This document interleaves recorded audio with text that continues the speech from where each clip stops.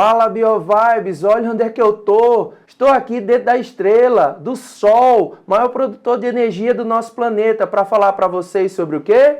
Fotossíntese, a produção de moléculas orgânicas a partir da energia do Sol. Tá queimando, BioVibes! Vamos lá!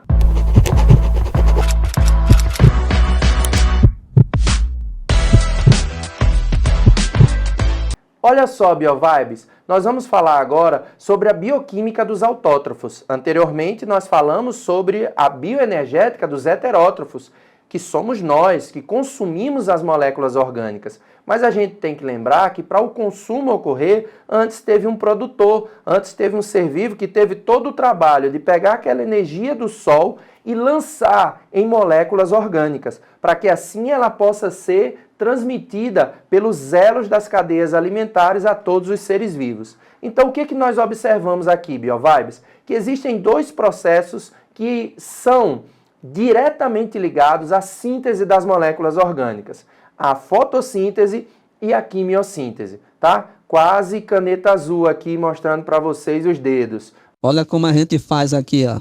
Aí, pessoal. E aí? Voltando, deixando o momento brincadeira. Nós temos que observar que tanto a fotossíntese quanto a quimiossíntese são processos que extraem energia ou da luz solar, fotossíntese, ou de reações de oxirredução, quimiossíntese. E através desses processos, eu vou lançar energia sobre moléculas orgânicas, normalmente moléculas com carbono na sua composição. Esses seres vivos pegam carbono que está presente na natureza sob a forma de CO2 e lança através de mecanismos metabólicos na formação de moléculas orgânicas, os chamados hidratos de carbono ou carboidratos. A fotossíntese é um processo principal, olha aqui embaixo, realizado por algumas bactérias e muitos seres vivos do grupo Eucária, onde a fonte de energia, acompanha aí comigo, ó, é a luz. E a fonte de carbono é o dióxido de carbono. Os quimioautotróficos, bactérias, e alguns árqueas, que são bactérias primitivas, vão usar substâncias orgânicas e também utilizar o dióxido de carbono. Então essa tabelinha é muito importante para você entender. Olha aqui para cima, presta atenção nela, isso é um resumo do processo que você precisa entender muito bem. Dá uma printada, observa aqui, não pode esquecer esse mecanismo, grava aqui embaixo. Bora, BioVibes! Então vamos estudar quais são as estruturas envolvidas no processo. E essas estruturas são muito importantes para entender todo o mecanismo da fotossíntese. Lembremos que a fotossíntese ocorre na folha. Então, o que tem lá na folha, BioVibes? Você vai encontrar a célula vegetal. É uma célula com parede celular formada de celulose, que é uma característica comum dela. Ela vai ter um vacúolo grande, como você está vendo aqui na figura do meu lado, que armazena grande quantidade de água. E lá dentro eu também tenho os chamados cloroplastos, que são extremamente importantes para o processo fotossintético. Assim como a mitocôndria, o cloroplasto tem DNA próprio, então existe uma teoria que explica provavelmente a sua origem. Provavelmente, cloroplasto e mitocôndria foram seres procariontes que foram englobados e encontraram um ambiente propício nas células eucariontes para poder se desenvolver, se multiplicar e manter essa relação simbionte. Por isso que nós chamamos de teoria endossimbionte. É a teoria que explica que provavelmente essas estruturas elas foram englobadas, encontraram um ambiente propício para se desenvolver, graças a DNA próprio, membrana dupla e ribossomos próprios. Explicações para esse mecanismo. Além dessas características, você vai ver que no cloroplasto nós temos uma membrana externa lisa e uma membrana interna que vai formar disquinhos, que vão formar estruturas pequenas, chamadas de tilacoides. Cada tilacoide vai estar unido sobre vários outros, formando uma pilha, que nós chamamos de grana ou grano. E é nesse local, no tilacoide, que está sobreposto um sobre o outro, formando a grana ou grano, que nós vamos encontrar as moléculas de clorofila, moléculas fotossensíveis, que vão estar localizadas em uma região da bicamada de fosfolipídio que nós chamamos de complexo antena.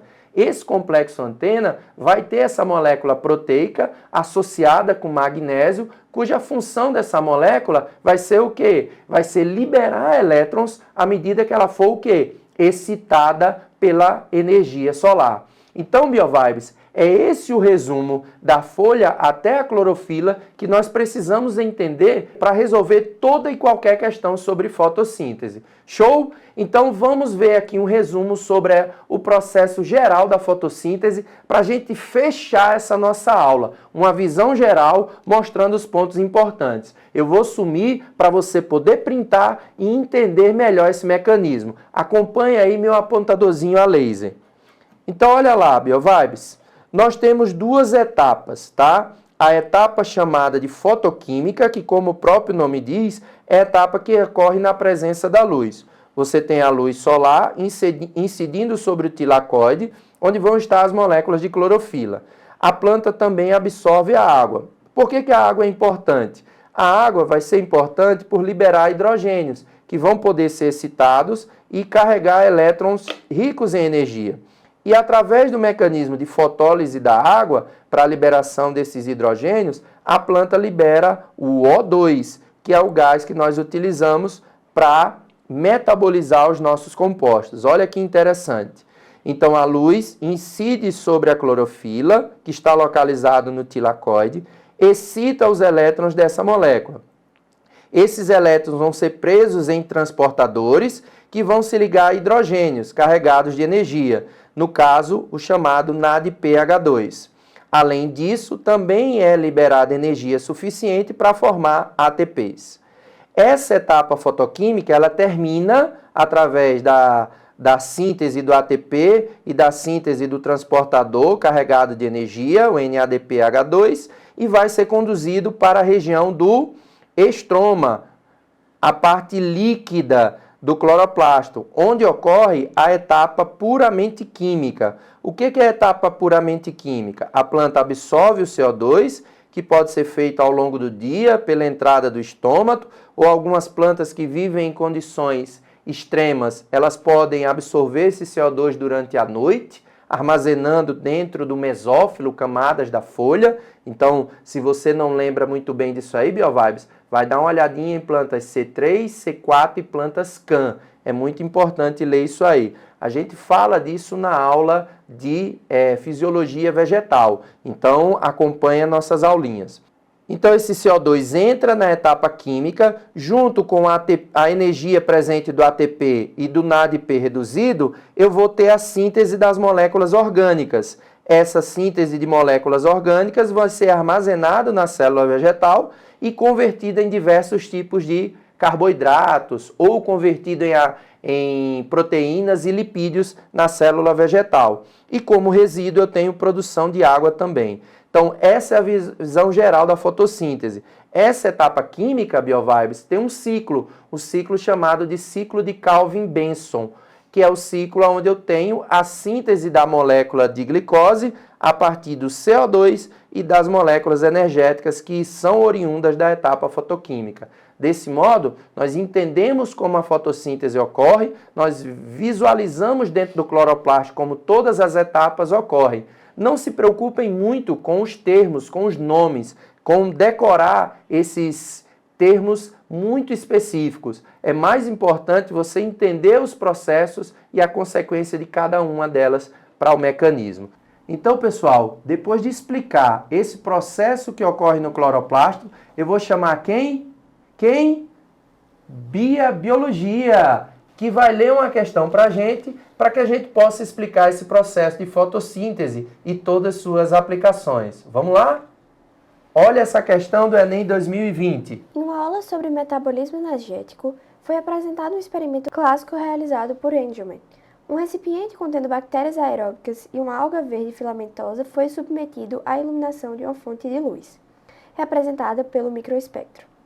Após a explicação, um aluno esquematizou na lousa o resultado referido ao experimento. Considerando a figura, a faixa do microespectro que a alga possui maior taxa de realização fotossintética é a do A.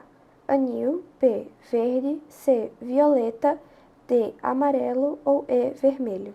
Olha só, Bia, você lembra, e você já deve ter visto na aula de Química e de Física, que a luz branca ela é formada por vários espectros luminosos. E aí o que os caras queriam saber, Bia? Qual era a cor que gerava maior atividade fotossintética na planta? O que eles fizeram? Nesse experimento aqui, Bia, me empresta aqui o lapisinho, eles pegaram uma alga filamentosa que é um ser fotossintetizante capaz de receber gás carbônico e, na presença de luz, produzir moléculas orgânicas. E aí eles colocaram essa alga iluminada por diferentes ondas do espectro luminoso.